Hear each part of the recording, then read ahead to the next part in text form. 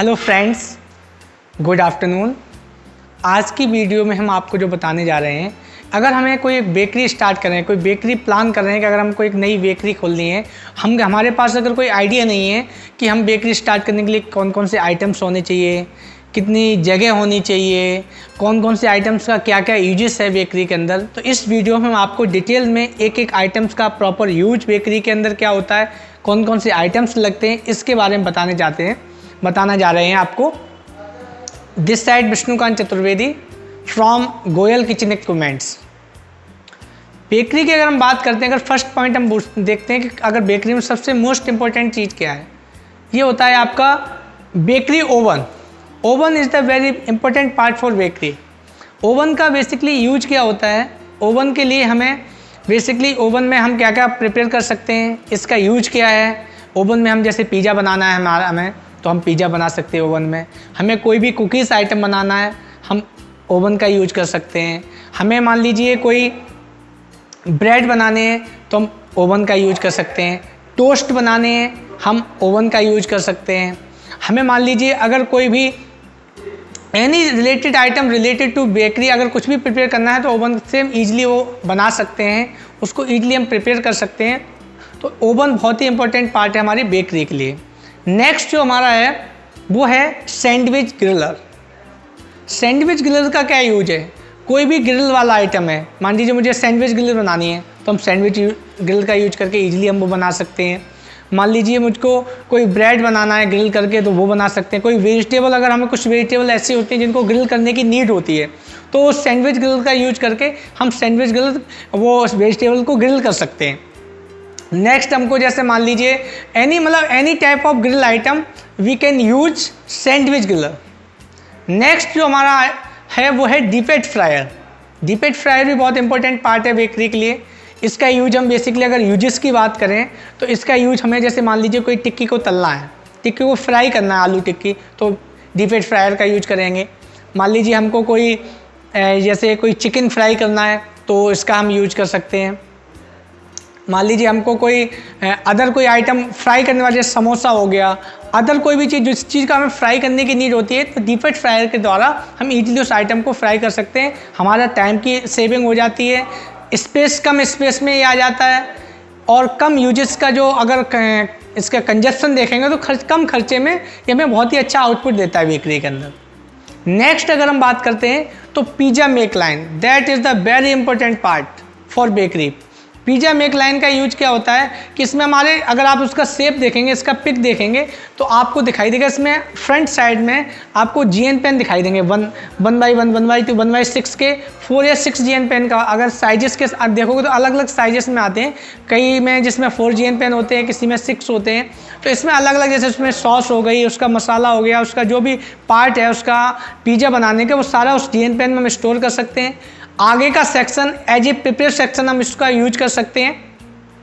और जो उसमें स्टोरेज रहता है, जैसे कोल्ड स्टोरेज रहता है अंडर साइड में, उसको हम कोल्ड स्टोरेज के यूज में ले सकते हैं। तो ये बहुत ही इंपॉर्टेंट है पिज़्ज़ा मेक लाइन बेकरी के लिए। नेक्स्ट अगर हम बात करते हैं तो हमारा नेक्स्ट इंपॉर्टेंट पार्ट है डिस्प्ले।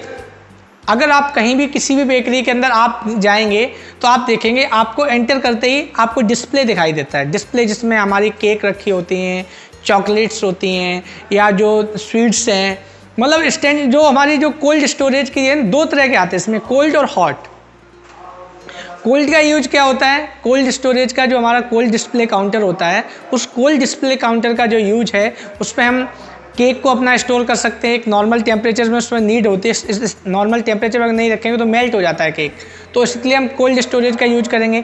चॉकलेट जो होती हैं उनका हमें एक नॉर्मल टेम्परेचर पे रखना पड़ता है, तो उसके लिए हम कोल्ड स्टोरेज का यूज करेंगे। नेक्स्ट अगर हमें जैसे मान लीजिए कुछ आइटम्स ऐसे होते हैं जिनको हॉट, मतलब एक नॉर्मल हॉट टेम्परेचर पे हमको रखना पड़ता है, उसके लिए हम आपको हॉट डिस्प्ले काउंटर में रखेंगे। जैसे मान लीजिए कुछ बिस्किट्स हैं, कुकीज़ बिस्किट्स हैं, उसमें हमें क्या होता है कि एक नॉर्मल हॉट टेम्परेचर पर रखना पड़ता है, तो उसके लिए हम इसका यूज कर सकते हैं हॉट डिस्प्ले काउंटर का। कुछ नमकीन्स हैं जिसको हमको हॉट डिस्प्ले काउंटर में रखना पड़ता है, पेटीज है उसको हमने हॉट में रखना पड़ता है। तो इन सारे आइटम्स को रखने के लिए हम हॉट डिस्प्ले काउंटर का यूज कर सकते हैं। नेक्स्ट है हमारा two burner range. Two burner range का यूज क्या होता है, जैसे मान लीजिए हमारे किचन के अंदर कुछ चीज़ें ऐसी होती हैं जिसको हमको नीड होती है फ्राई करने की, और एक मल्टीपल मतलब एक ज़्यादा क्वांटिटी में रहती हैं। तो मान लीजिए 2 बर्नर उसमें होते हैं, तो दोनों बर्नरों पे हमें कुछ चीज़ फ्राई करनी है, या मान लीजिए कुछ स्वीट से रिलेटेड हमें खोआ का कुछ आइटम है जिसको हमें बनाने के लिए हमें यूज होती है फ्राई करने के लिए, तो 2 बर्नर का यूज हम बेकरी के अंदर कर सकते हैं आसानी से। नेक्स्ट हमारा है स्पाइरल मिक्सर। स्पाइरल मिक्सर का यूज क्या होता है कि जो भी मिक्सिंग आइटम है, जैसे मान लीजिए क्रीम है या कुछ मिक्स करने वाले आइटम हैं, उसका यूज हम कर सकते हैं। इस स्पाइरल मिक्सर के द्वारा हम ईजिली क्रीम को मिक्स कर सकते हैं, डो बना सकते हैं। डो को बहुत ही ईजिली मतलब बना देता है और एक अच्छी क्वालिटी में बनाता है। तो स्पाइरल मिक्सर का जो यूज होता है वो हमारा डो बनाने के लिए, क्रीम को मिक्स करने के लिए और any type of mixing item के लिए हम स्पाइरल मिक्सर का यूज करते हैं। नेक्स्ट हमारा आइटम है प्रूफर। प्रूफर का बेकरी के अंदर क्या यूज है, जैसे बंद है, बंद को बहुत अगर प्रूफर में रखेंगे तो बहुत ही स्मूथ बना देता है उसको। तो बंद के लिए, ब्रेड के लिए, इन सारे आइटम्स को प्रूफ करने के लिए प्रूफर का यूज होता है, जो बेसिकली हमारा प्रूफर के द्वारा ही बंद को हम स्मूथ बना सकते हैं। तो प्रूफर भी बहुत इंपॉर्टेंट है हमारी बेकरी के लिए, तो ये भी हमारा बहुत अच्छा पार्ट है। नेक्स्ट हमारा है स्टोरेज रैक। जैसे आपने देखा होगा बेकरी के अंदर हमें कुछ ऐसे आइटम्स होते हैं जैसे वेजिटेबल हैं, मैदा है, आटा है, जो भी स्टोर वाले आइटम इस तरह के हैं जिनको हम रैक पर रख सकते हैं। ये रैक बहुत ही अच्छी रैक होती हैं, एसएस की रैक, स्टेनलेस स्टील की रैक होती हैं। इसमें 15-20 साल तक आपको जंग नहीं लगेगा, कुछ भी आइटम उस पर रख दीजिए। इसमें 5 सेल्फ्स रहती हैं, तो ईजिली आप ज़्यादा से ज़्यादा सामान स्टोर कर सकते हैं, कम स्पेस में कर सकते हैं। तो बेकरी में एक्चुअली होता क्या है कि जगह कम होती है, एक रैक पर ही इतना सामान आ जाता है कि उतना अगर ओपन प्लेस में रखेंगे तो वो पॉसिबल नहीं है। तो इसलिए रैक भी बहुत इंपॉर्टेंट पार्ट है हमारी बेकरी के लिए। नेक्स्ट अगर हम पार्ट की बात करते हैं तो two sink unit. Two sink unit का यूज क्या होता है कि जैसे जो भी हमारे वॉशेबल आइटम्स हैं, कुछ हमें प्लेट्स हमें धोनी है या कुछ ऐसे आइटम्स हमें को कहीं पानी का यूज करना है, तो उसका यूज हम वॉश एरिया में टू सिंक यूनिट लगाकर इस चीज़ों को हम अपना ईजिली यूज कर सकते हैं।